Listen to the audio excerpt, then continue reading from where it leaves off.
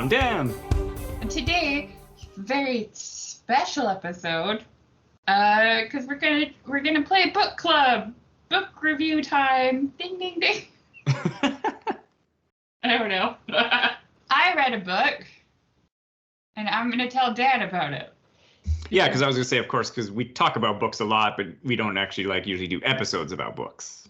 Yeah, but this one I felt like deserved an episode.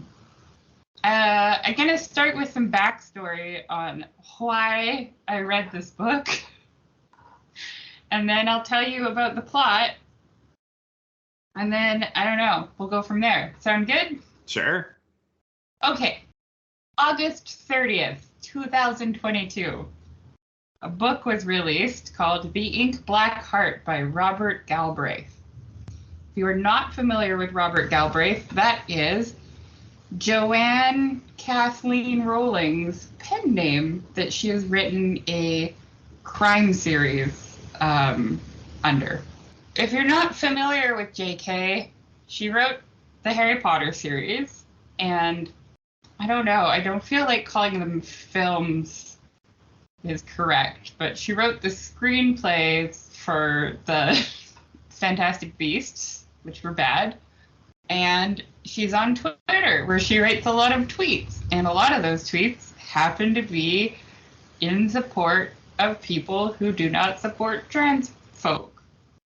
Which, like, if you know me, if you've listened to the show, you might think, wow, why is Devon supporting a TERF?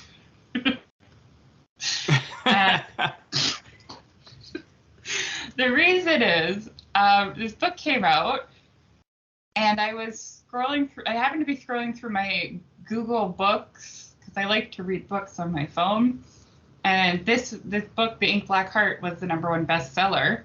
And I had heard like a little bit of chatter online about how this was a self-insert and how it was super cringe that Joanne had written a book about a public figure who is transphobic and gets called out on the internet. And so when I saw it was #1, I went and I looked at the reviews, and they were pretty evenly split as being 1 star or 5 stars. And every single one of the 1-star reviews were some sort of variation of, this is cringe, she's a transphobe. And all of the 5-star reviews were, this is the best book that was ever written in the history of the world, and anyone who gives it a 1-star review is a snowflake. Yeah, and I was just saying for myself, I had heard, of course, that this book had come out, and I think, like you said, the main narrative that I had heard was that it was like, oh, it's kind of like reflective of her experiences, I guess, with like her Twitter beefs. And I was like, okay. Yeah. And I moved on in my life because I don't, like, I've read Harry Potter, but I've never been like, I must read everything that she writes. Yeah, and I'm in the same boat. Like, I don't have an interest to read everything she's ever written. I actually don't really, like, Harry Potter, I think I said it before when we did our Harry Potter episode. She's really good at world building, but I didn't really like the storytelling in Harry Potter. Mm-hmm. And like, she's a competent writer, but like, she's not my favorite writer, but like, I don't know. Anyways, yeah. All of the stuff going on around the book made me really intrigued to read the book, because while I don't agree with her views about trans people, 100% don't agree with her views.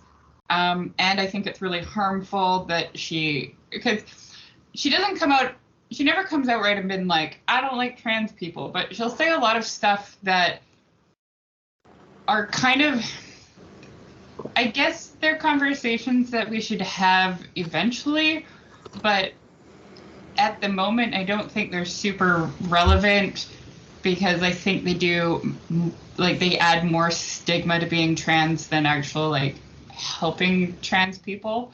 Yeah, or it's like a lot of times people like this, like not specifically her, but others as well, they'll like be just parroting like anti-trans or, you know, talking points that you see from other people, and you're like, those people are worse than what you are, but you're using their talking points. Totally. Like one example, and I don't know if Joanne's like specifically used this example, but one of the examples I see a lot is like, well, what about the Olympics? How are like, you know, people who are assigned male at birth, how can we let them compete in women's divisions because they have higher testosterone? And I feel like all that does is like add to the stigma, because like there's still a lot of trans people who get murdered or violence upon them. What hurt? Yeah, it's like you're like, there are bigger issues than the Olympics here. Yeah, like that is also just add another category. Who gives a fuck? Gender's fake anyways. Sure. Yeah. Like, I don't know. It's an easily solvable problem, but it helps. It's an argument that helps to other trans people, and it, in my opinion, it can contribute to transphobia and violence against trans people. And so, I don't think she should be spreading that message to her 13.5 million Twitter followers. That's it. That's all. Yeah. Yeah. So, all that being said, I'm super curious about this book, because everything I've heard is that, you know, she's the self-insert. This is just like homemade fan fiction, or I don't know, whatever you want to call it. And it's 1,000 pages long. Everybody was up in arms about it. And I actually just wanted to read it, because I do think there's a lot of things that we can critique J.K. Rowling about, both artistically and like, I guess with her public persona. There's lots to critique her about, but I feel like giving fake critiques, or critiques that are just like an emotional response to something you've heard, detracts from the real critiques that she gets. Yeah, and like I'm curious, and you probably can't see, but me, like on a lot of times, like stuff like this, it's like most of these people, maybe let's say not most, probably many, I'll use the word, never read the book. Yeah, I watched like 5 or 6 YouTube reviews, and nobody actually mentioned that they read the book. Everyone's just like, she's written this book, and this is what this book is. Yeah, and that's what I mean. Like, even when you're looking on like the Google reviews, it's like how quickly after the book came out. Because yes, some people can read fast, but you're like, you know, you probably need a few days at least to read 1,000-pager. Maybe a week or whatever, right? I think I read it in like a week. Yeah. Yeah. It takes time though. It's a big book. Yeah, exactly. It's like you can't just like bang it out in a couple hours. So. Yeah. Yeah. So I mean, like, okay. All that being said, I want to talk about the book. Mm-hmm. And I want to talk about the book. I'm going to try to talk about the book in isolation, what I liked and what I didn't like. I'd also like to talk about the book in context of J.K. Rowling, because she's such a big name, even though it's under a pen name. I feel like it's really hard to separate her from her work. You know? Mm-hmm. Yeah. But to be fair, I'm going to try to talk about the book in isolation first. What do you know about this book, Dan? Do you know anything? Well, I mean, obviously we've spoken a bit outside of the show, but aside from I was about to say, but aside from what you told me and what I had initially said, where I had, just kind of heard about it, nothing. Cool. So, this is either, I can't remember if it's book 6 or book 7 in a series about this detective agency called something, I don't know. Corman Strake is the name of the main detective. And then he has a business partner, Robin, who started off as a secretary and eventually became his business partner. But I don't know how, because I haven't read the previous books. I did not realize it was part of a series going into it. It took me about 4 chapters. And for the first 4 chapters, it really dragged, because it was just like dumping exposition, and I'm like, if this is what the whole book is, I'm not going to be able to finish it. But it did pick up.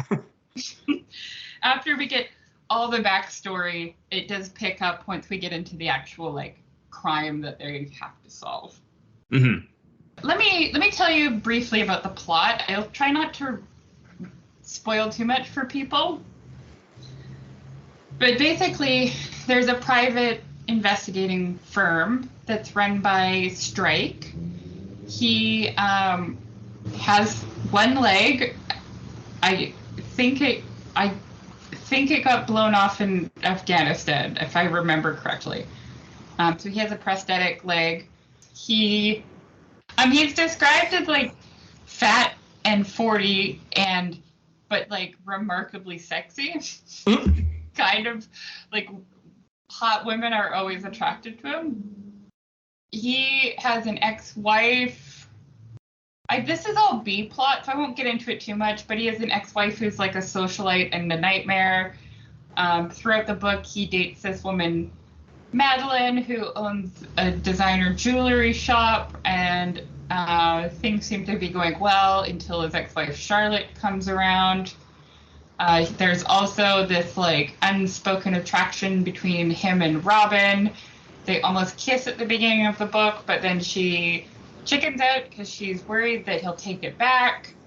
And so a lot of the book is them going back and forth on being awkward with each other and being comfortable with each other.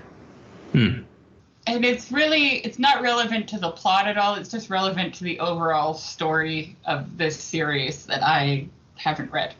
Yeah. Also, sorry, but do you get any, or is there any indicator?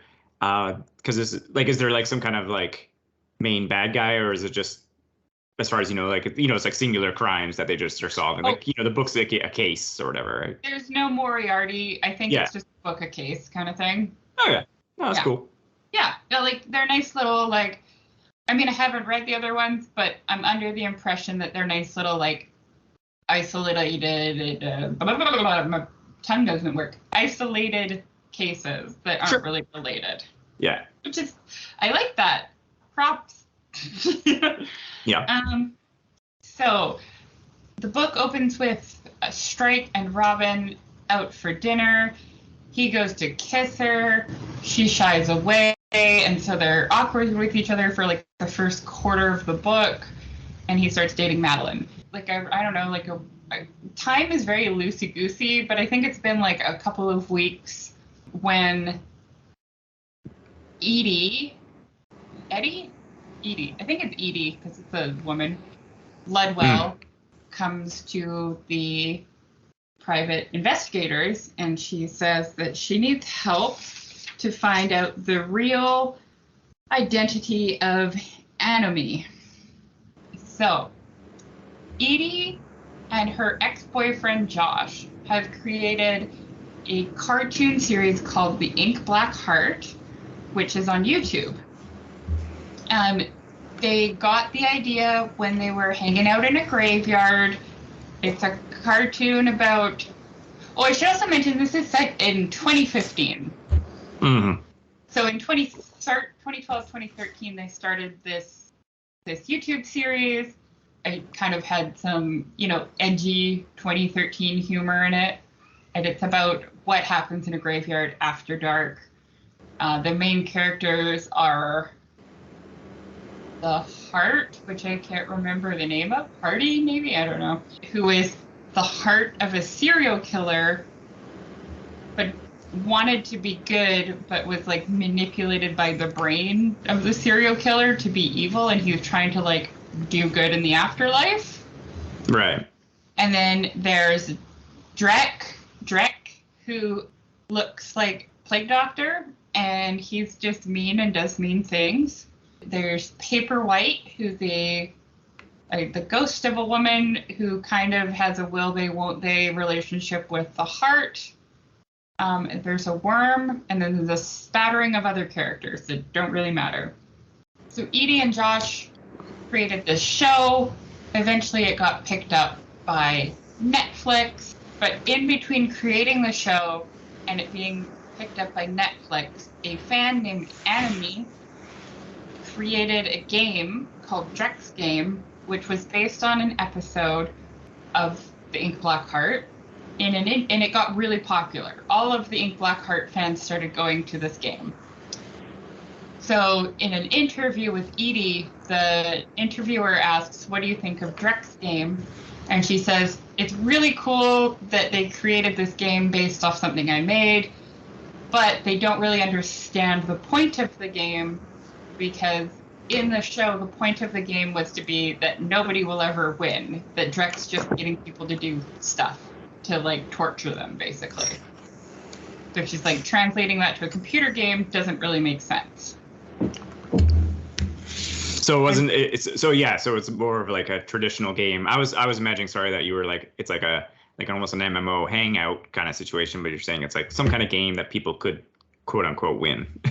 It is like an MMO hangout though. Like the mechanics of it seem more like that. Yeah. But yeah. So after she gives that interview, Anime turns on her and just starts cyberbullying her about anything and everything. He knows details about her life that nobody else knows. She has no idea who it is. At one point, she tries to kill herself. Now, I can't remember. I think that they were about to get a deal for the Ink Black Heart to become a live-action movie. Mm. And so she goes to the detective agencies to see if they can help her find out who Anime is, because she's worried that he's going to he's doxed her at this point too, but she's worried that he's going to do something, I guess, because of the movie. Yeah. Robin listens to her, but then says, "You know what? This is really more of like a cybersecurity thing. You should go to this firm instead. We're all booked up. But, if you go over here, they specialize in cybersecurity." Life moves on, and then we find out that Robin was stabbed in the cemetery that she I gave the group to Josh. And then Josh was with her, and he also got stabbed. Edie died, and Josh is in hospital, possibly paralyzed. Oh no. Yeah. While this is all going on, we do get moderator chats from Drek's game. Credit where credit is due. They do talk like people talk online. Very well done. And it's interesting because sometimes there's multiple conversations going on, and so they format the page so that you can see all the conversations going on at the same time, which is annoying to read at first, but once you get used to it, it makes sense in the context of the story. Sure, or if you're used to that from playing like World of Warcraft and stuff. Yeah. Or if you're just used to it. Yeah. We find out in the moderator chat that Anime just keeps admitting that he murdered them. Sure. I mean, he would be the prime suspect. Yeah. Also, there are two moderators in the game, who are making some outright talking points, basically. So after Edie's found dead, Josh is in the hospital. The detective agency clears off one of their cases. The uncle of Edie's old agent and the movie producer contact the detective agency. They say, "Hey, kid, we know that Edie saw you," or no, they didn't know Edie saw them. Maybe they did. I can't remember. Anyway, they're like, "Hey, we need you to find out who this Anime character is.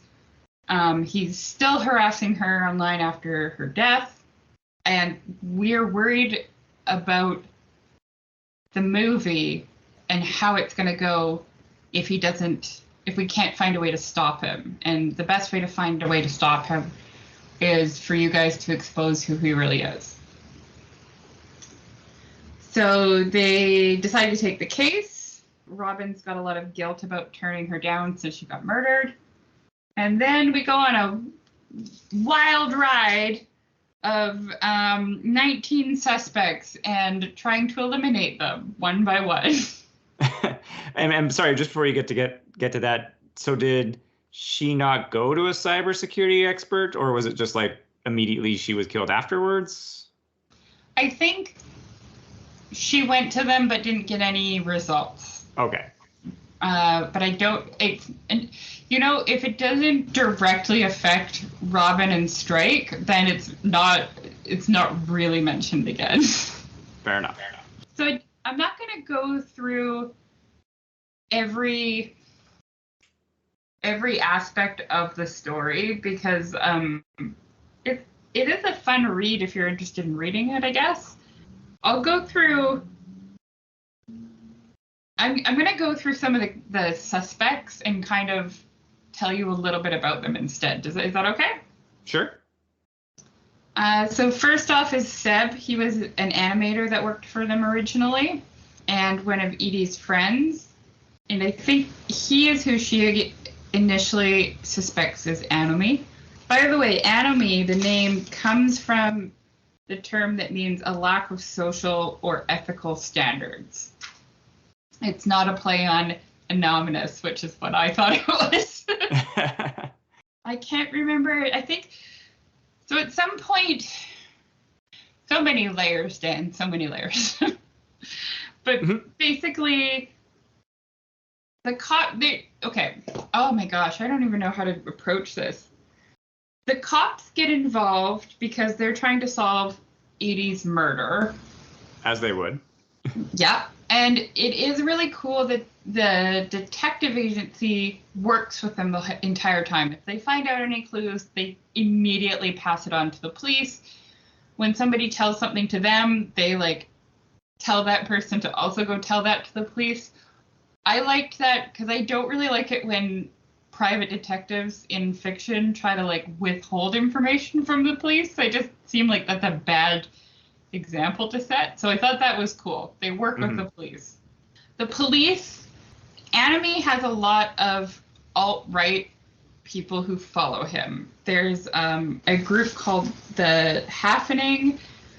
They go into all sorts of like details about how they signal that they're Nazis to each other, either through like numbers. There's a lot of explanation about it. I don't really care. I'm just brushing over that. They think it's happening because a lot of the alt-right people follow Anomi on Twitter, and also Wally was a former voice actor on the show for Drek, but he was fired because he made a he's also a YouTuber, and he made a YouTube video called Baking Cookies, and it was anti-Semitic, and that's as much like information that you need to know about that.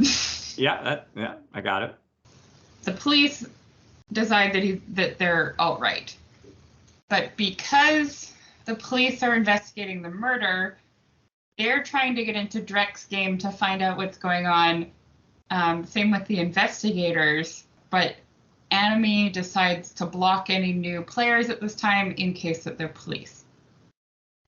Luckily, the ex-girlfriend of one of the contractors who work for the private detectives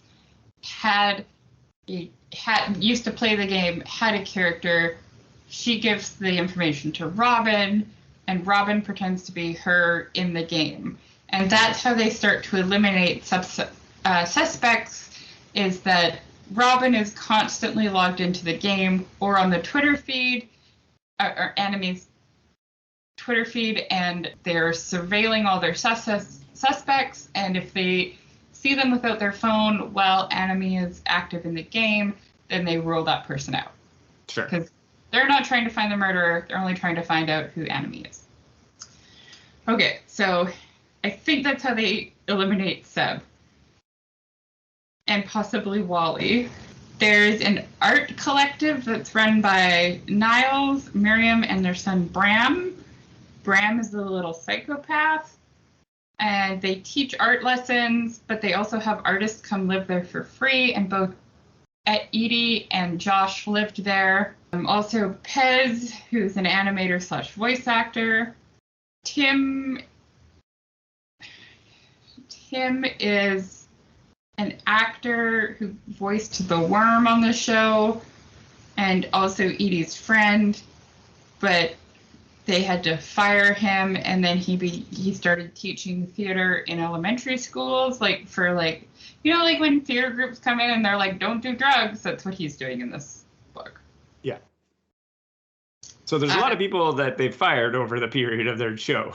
Yeah. So there's like a lot of people that would understandably be angry with Edie and Josh. Well, not Josh. All of them love Josh and are mad at Edie. Okay. Philip is her boyfriend. He's an elementary school teacher. Kia is Josh's ex, and she claims that Edie stole all her ideas for the show based on literally nothing. Zoe is a fan of the show and a moderator on the game. And we later find out that she's 17 and she's been in a relationship with Tim, the theater guy that goes to elementary school since she was 13, and he's an adult, and it's really gross, and they don't resolve that even though they have big emotional moments with them. I'm mad about that. I'm like, I needed a sentence saying that they broke up and that she got away from him or something, because I was just like, you can't just, I don't know. It doesn't sound proper. Yeah. Katya is a friend of Josh. They met at the art collective, and she was Josh and Edie's agent at first until they started getting bigger, and then Edie dropped her for her current agent, Alan, but Katya stayed as Josh's agent. And she lives with her husband, Inigo, who has some sort of degeneration thing, disease where he can't walk. He's in a wheelchair. Mm-hmm. They have 2 kids, Gus and Flavia. There's Yasmin, who used to be their personal assistant who answered fan mail, who's now trying to write a book about Drek's game and the Ink Black Heart. And she's also a moderator in the game called Heartella. And she potentially got fired because she was a moderator in the game. That's the way she saw it anyways. Right. And then, yeah, movie producer, and then the 2 alt-right moderators. And those are basically all the suspects. And so that's why the book is long. Yeah. It's weird because it's long, but aside from like the very first few chapters, it doesn't really drag that much, like ever. That's good. Yeah. But yeah, so they basically go through and eliminate people one by one. Things are revealed. Other crimes are revealed, but it's not really, I guess it's not their problem because... That's not the case. But that's not the case. Yeah, they're not cops. Yeah. We get some undercover stuff. When the killer is revealed at the end of the book, it was unsatisfactory to me because there's really... The way that we're given clues about who Enemy is it really could be any of them for the entire book. Oh, yeah. And so there's no like satisfaction of like going along on the journey and figuring it out for yourself kind of thing. I don't know. I like a mystery where you can kind of guess who it is. You know what I mean? Sure. Well, and I was gonna say like everything you've mentioned that it would like personal knowledge and skills and like someone programmed the game, the anime, yeah. I guess. So it's like that's not easy to do. So it's like there'd have to be skills or backgrounds there, and like you said, like all of the being online and stuff like that. Like that would, yeah, that takes time. So Anime didn't program the game. I should have mentioned it was created with 2 people. Anime did the art. Okay. And figured out, and it is a top moderator and figured out kind of what he wanted to do with the game. But Morehouse actually programmed the game and eventually dies. Okay. By murder. Because they know who Enemy is. That's right, they do actually. Yeah. Yeah, that's actually like there's a moderator who's in a relationship but only online with Morehouse, and we find out that Morehouse and this other moderator are going to go to the police because he's worried that Enemy is going to kill again because Enemy keeps talking about how he killed Edie. Mm-hmm. It turns out that the other moderator is a sock puppet of Enemy, and that's why Enemy kills Morehouse. Ah. Yeah. And does like, is there ever another attempt on Josh? Nope. I think Josh was just, they didn't expect Josh to be there. Yeah, it was just collateral. The whole reason that Josh and Edie meet up in the graveyard is because Yasmin, the ex-secretary assistant for them, hands him over a dossier from the two alt-right guys that gives evidence that Edie is Enemy. Oh, interesting. And so when Josh gets that, he meets up with her in the graveyard to confront her about it, but she gets murdered. I think Enemy was trying to murder. I'm not sure if he was trying to murder him, or this is a little fuzzy, or if he just stumbled upon him and wanted to like cover his tracks. Yeah. But Josh's jacket basically deflects the knife just a little bit so that he doesn't die. Yay. Yay. Yeah. Yeah, so that's basically the plot. What I liked is that it's like an interesting premise to like trying to figure out who somebody is online. I like that as an idea. I think that's pretty cool. It felt reasonably realistic as well. Like I like that they communicate with the police. I felt like the online communication felt pretty authentic. There's several passages in the book that is like a tweet and then responses or like retweets or whatever you want to call it. And they felt like very like in the language of Twitter. Not that I spend a lot of time on there, but from what I can tell. Yeah. And it moves along pretty good. Like after you get past like the initial like exposition dump where we find out what all the characters' dynamics are with each other, then it moves along at a pretty decent speed. Like I was carving out little moments to keep reading because I was interested in what happens. Mm-hmm. Yeah, like it was long but not tedious, I guess. Yeah, that's good. What I didn't like is that we spend so much time with so many characters and they just get left in a lurch. Like Zoe and Tim, for example. That didn't sit well with me. In the B plot, Strike's ex-girlfriend Charlotte is remarried and has twins with this other guy who's an asshole. And he, I guess in an act of manipulation, she sent Strike a nude photo, which her current husband found and is going to use to name Strike as the reason that they're getting divorced in their divorce papers. Mm. And because she's kind of a socialite, Strike is concerned that that means that his name and photo are going to be in the paper. And that's not really conducive to being a private investigator. Sure.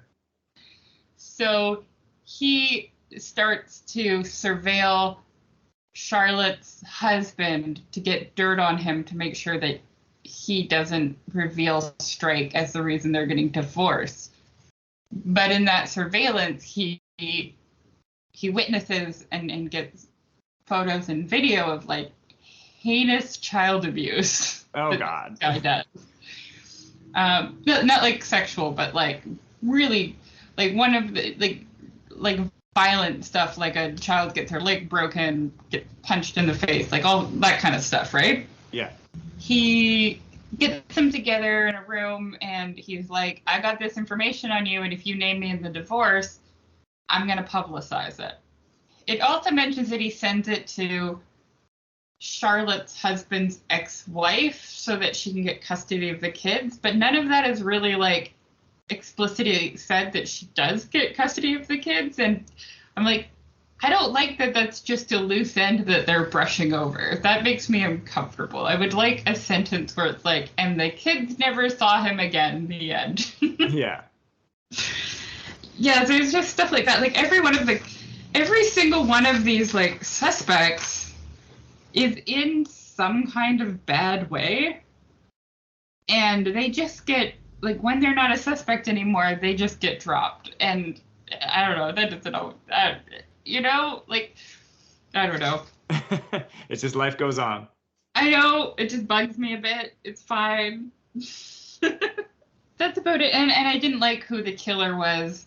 And there's like a little bit of an action sequence at the end that just felt tacked on for like no other reason than she needed to have something happen at the climax. Like, it didn't really feel like that's the way it should go, but yeah. And I guess if you're unfamiliar, it's like, does this character participate in action scenes? Because as you described him earlier, it seems like maybe he's on, you know, he's not at that gear. He's down a gear where it's more like the, you know, the classic, let's get not everybody in a room, but I solve it with my wits and then we take them down or whatever, right?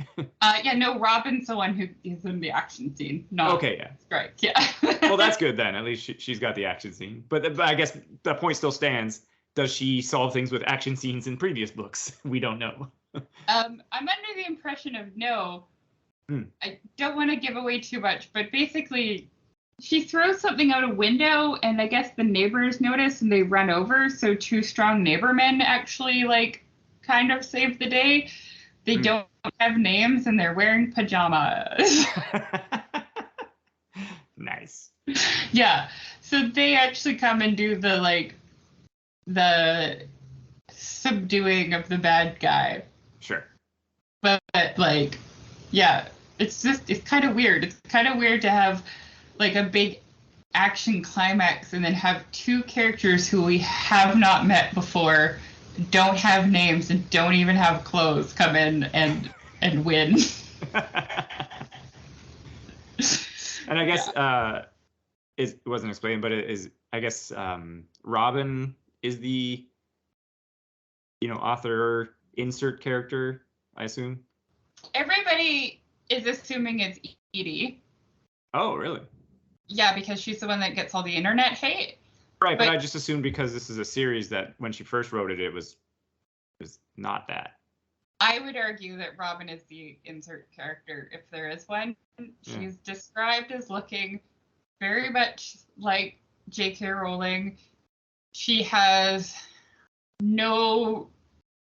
she's got no flaws. Yeah. And the way she's described is very precious. Like it's almost like any description of her physically, emotionally, mentally is almost every time it's a comparison to other women and how other women are not what she is, and she is the good one. Yeah, because I think I want to say I heard about this when she first wrote, I guess the start of this series, like the first book of it, that people were like, oh, like, look at this character she's created for herself who's like awesome. Yeah. That's the only reason I think that it's this Robin character, because she's been around for multiple books.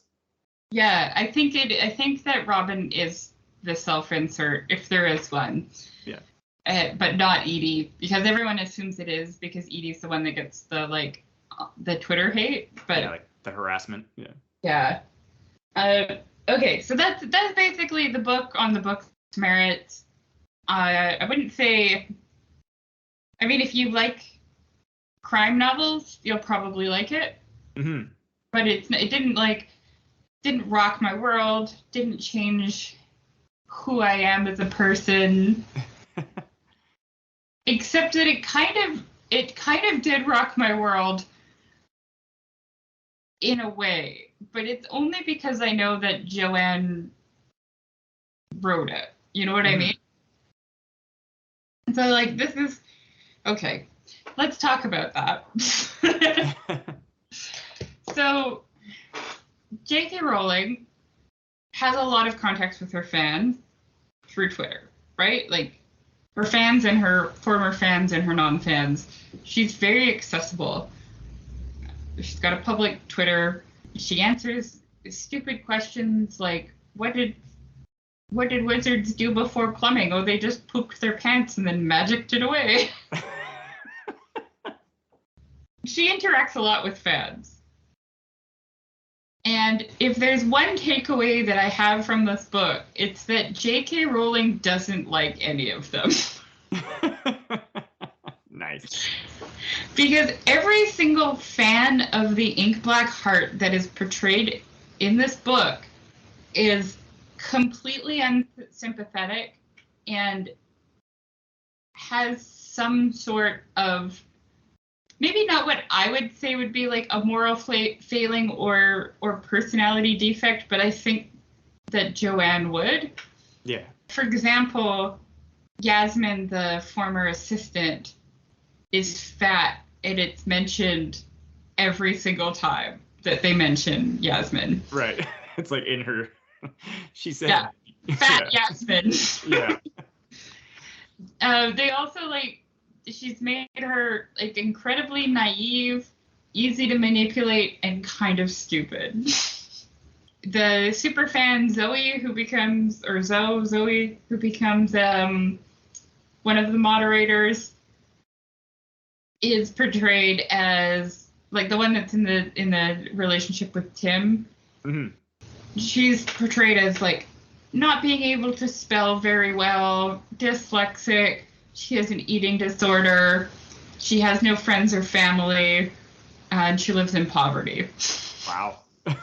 Yeah, like there's not a single fan where they're like, "Hey, this person is really cool." Yeah. Like even Zoe, the one that she specifically says like multiple times that the Ink Black Heart and Edie made her not want to kill herself because she wanted to see the next episode, and that's how she got through feeling suicidal. Mm.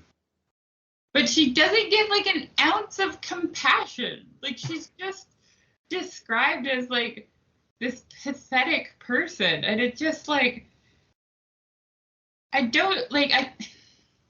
we don't really, we're not like real public figures or anything, but we don't really interact with our fans at all. Or I don't know if we could even call them our fans, but our listeners, we don't really interact with them.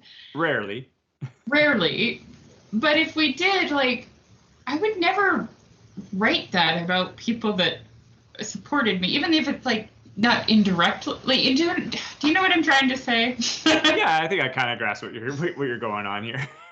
I know that Joanne's been through a lot, and she, it's hard to see the good comments through all the bad comments. Yeah. But even like when she's, because the book has a lot of like Twitter moments kind of thing. Mm-hmm. But like even when she's pretending, like when she's writing a fan of the Ink Black Heart defending the show, she even writes it in like a way that like makes you not really like them. Like she makes them social justice warriors, kind of. Yeah. Which brings me to my next point. Joanne doesn't like social justice warriors, and she doesn't like the alt-right. And when she writes about them, you can tell. But when she writes about the SJWs, she writes about them just being like pathetic people who just are like looking for a reason to be upset, and that they're virtue signaling. And like some of the stuff that people are calling out in this fake scenario is like, hey, that thing you did is kind of racist, and it's being treated like they're crazy almost. Like it's being treated like they're the asshole for kind of pointing it out. Yeah.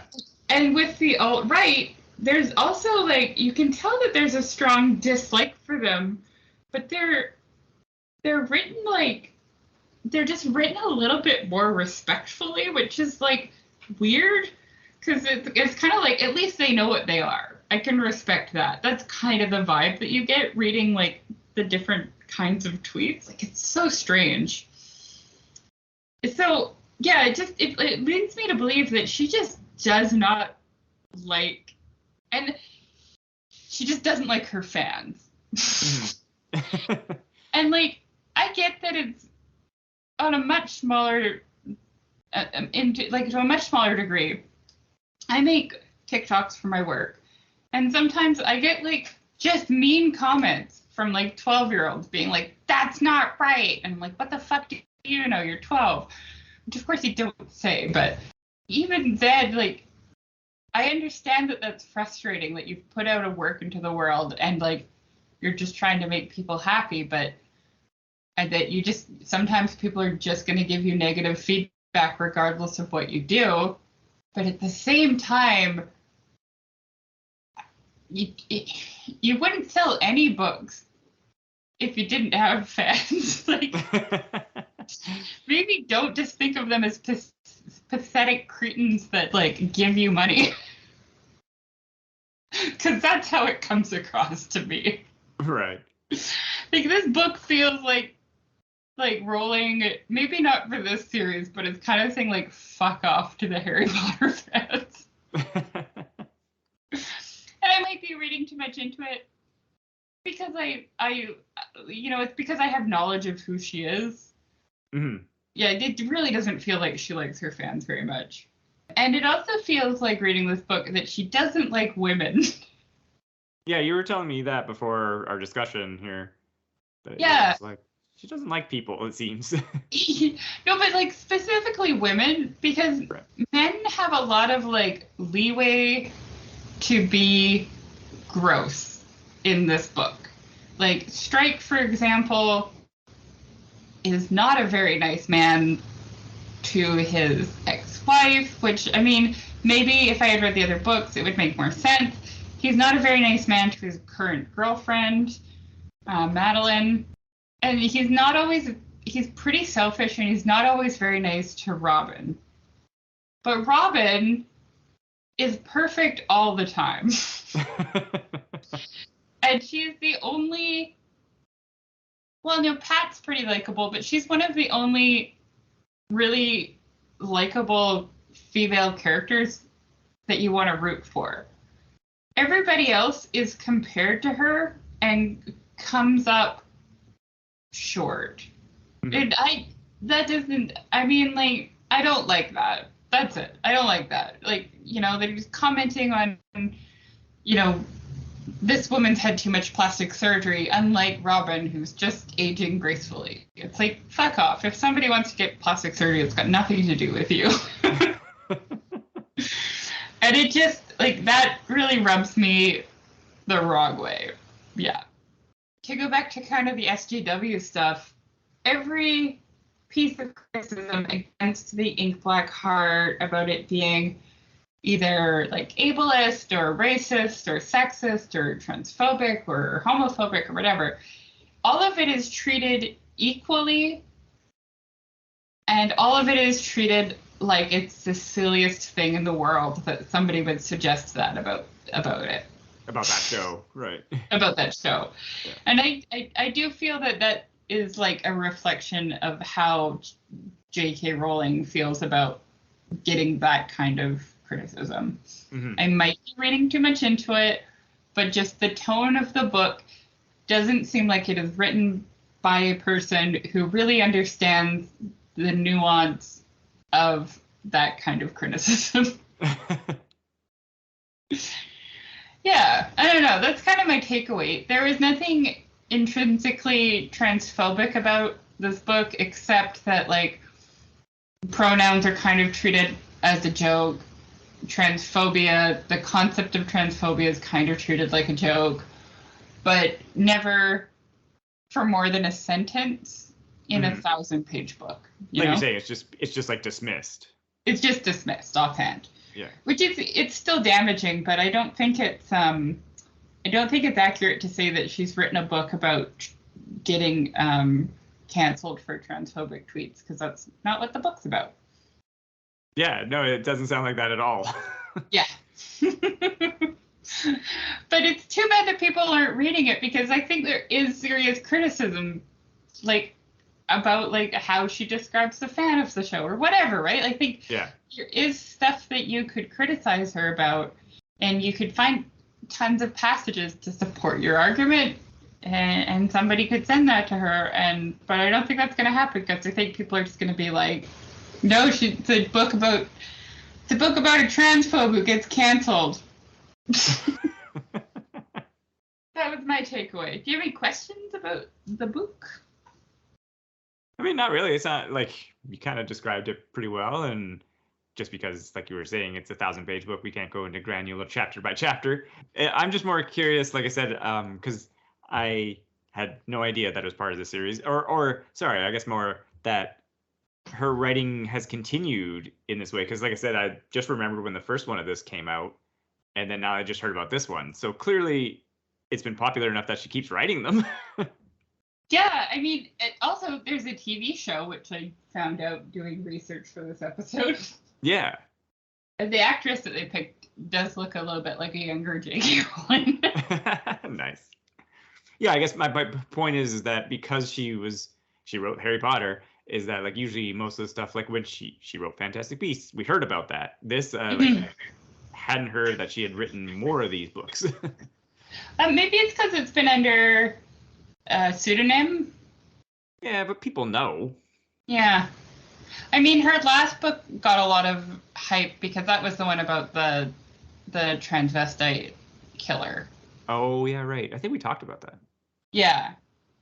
Which, not gender transvestite, I believe. Right. Or he was a suspect. I don't know. I haven't read it, so couldn't tell you. Yeah, I didn't realize that it was a series. I didn't realize she was this prolific, because there's been like 6 or 7 of them now. Yeah. I don't know.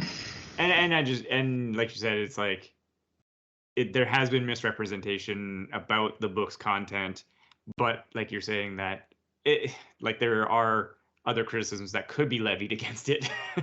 Yeah, absolutely. And nuanced or better.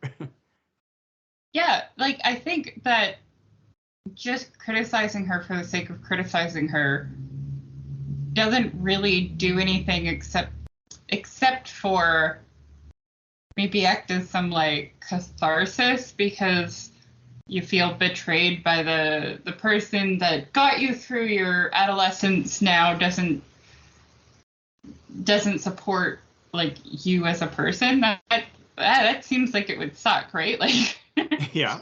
Like if Harry Potter is the only thing that got you through high school while you were struggling with some like body dysmorphia, or maybe you didn't feel right, you couldn't tell why, and these books and movies were an escape for you, and then all of a sudden the person that created this series that helped you so much turns out like doesn't think you should exist, basically. And not only that, but like you said, has also some dated ideas about, I guess, gender norms or feminism as well, right? Yeah, that would be really hard. And I could see that, telling her, laughing about her making a self-insert book and the whole situation, I could see that being very cathartic because it feels like a betrayal. I do think that there's a fine line that it does become kind of bullying in a way, even though like I disagree with what she says. I disagree in how she says it. But I do think that like if we're going to criticize her, we should criticize her for things that she's done and not just things that people said she's done. You know what I mean? And and that's in no way defending her. I'm just saying that it's a more humane way to be. But I'm not trans, and I also had no connection to Harry Potter growing up, so I don't know what it would actually feel like to be in that position. So maybe I'm wrong, but from an outside point of view, I think there are many, many things we could criticize her for, and it's better if we do things that are can be backed up by fact. I do think there's a lot of people that just jump on they see like, oh, people are shitting on her because she said something shitty. I'm going to blow this up as much as possible. So well, that's what I was saying in the beginning, that it's just like, I would assume, or I would guess that some people hadn't read the book and were just, like you said, getting on that pile, that it was like, yeah. Here's a question I was going to ask, though. Would you go back and read more of these? Yeah, this is the thing. I've been kind of waffling on that because I don't really think that my dollars are going to make that much difference to J.K. Rowling. Like, I don't think that me buying a $20 book is really going to make her break her. She's richer than the royal family. Like, yeah, she's never going to need money.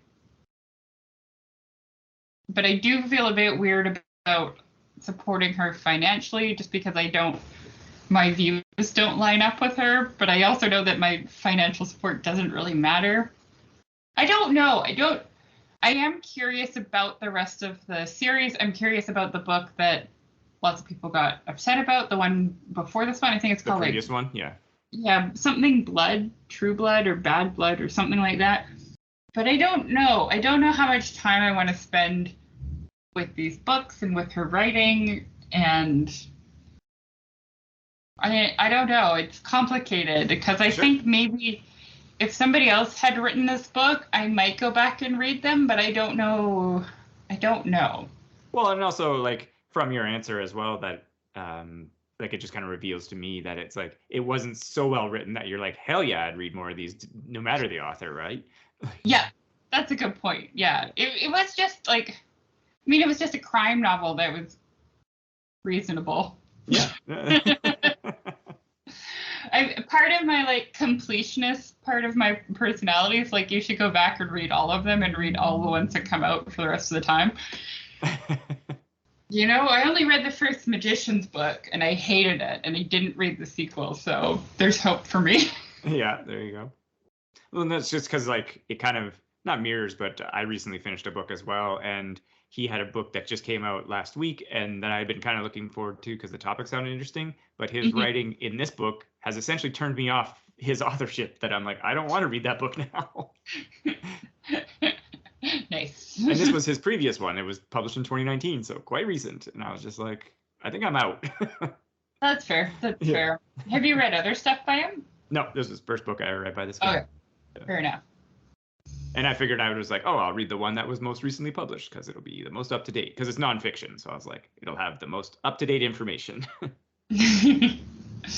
I'd like to start a new fiction series again, but like, I don't know where to go. I keep trying to read these, like, because I really like Sarah J. Maas and her books, and so I keep trying to read these, like, if you like this, try this, and then they're crap, and I'm just like, ugh. Why was this recommended to me? I'd love to get like knee deep in a great series, but I'm just having trouble finding one right now. Well, and it's difficult sometimes as well. It's because, like, you like that author for the specific things, and other authors are similar, but they don't have that same style. And you're like, well, that's why I like that other one. But it's like, they're unique. That's why they are who they are. And so, like you said, you read something else and you're like, that's not, I'm out. I like Sarah J. Maas because all of her characters' decisions have long-term effects. Like, a lot of them have like kind of PTSD symptoms, or like, if it's a fantasy world, but if they kill somebody, they like it takes a toll on their psyche. And I think that's what, like, other fantasy books that I've been trying to read are lacking, because it's just like, no, I'm awesome. Yeah, totally awesome. Totally awesome. I'm gonna do awesome shit. And I'm like, that's cool, but I like a more nuanced character than that.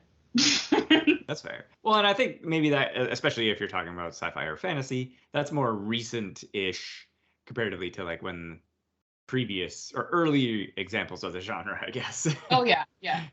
No, yeah, like, I think all of Maas's books have come out in the last 10 years. Yeah. No, it's not like a Lord of the Rings, it's been around forever type of situation. Yeah. Yeah, I don't know. What do you think I should read next, Dan? I mean, I don't know. I'm really enjoying the Malazan Book of the Fallen right now, like I said in our last episode, but I don't think you're into that series. But is that Sanderson? No, that's the Canadian Stephen Erickson guy. Like I said, it's that big series. That's 10 books. Oh, right. Maybe I should read a Sanderson book because I like his game, The Reckoners. Yeah, you could always read The Reckoners. I could read The Reckoners. It's a little more YA, so it's like a quicker read. I love YA. There's nothing wrong with YA. I was just saying that it's written in that style, so it's a little easier to read. I'm a young adult still. Oh, I'm not. I'm an old adult. I'm basically dead. Yeah. I don't know. I guess we should wrap it up. Sure. Yeah. I mean, like, it's been interesting hearing about this. Like you said, it was curious just because of its real world. Like, not many books, get that kind of real world reaction, I guess I'll say. Something like Stephen King or whatever. It's like, oh, it's great or whatever, but it's not like you said, it doesn't get the big Twitter discussion and all this stuff about it, and just because the author is who she is. Yeah. No, I agree. It's interesting because of that, and it's also like a perspective that very few people would have in the world, right? Like writing about Twitter mobs coming after you in like the thousands, right? Like, I mean, there's like the lady that tweeted about Africa, Justine Stacco, and a handful of celebrities. Sure. But there's not very many people that could write that accurately. I feel like to actually feel the feelings and stuff. Yeah. Yeah. So yeah, props where props are due. Good job, Joanne. You wrote a book. That she did. And I don't know if I enjoyed it, but I read it. Yeah, let's wrap this up. You do the ending. You do the outro. Sure. I talk too much. Blah, blah, Yeah. blah. Well, thanks everybody for listening. If you want to email us with some topic suggestions, questions, comments about the episode, you can always get to us at tomeofuselessness@gmail.com. We're on iTunes and Spotify. Please like and share and review and tell a friend about the show. Stay safe. We're not on Twitter, so you can't Twitter mob us. Yeah, no Twitter. We do have Instagram, Tome of Uselessness, website, of course, Tome of Uselessness, and where there's more episodes and stuff about other topics. Our show is we do what we want. And yeah, as always, thanks for listening. Bye.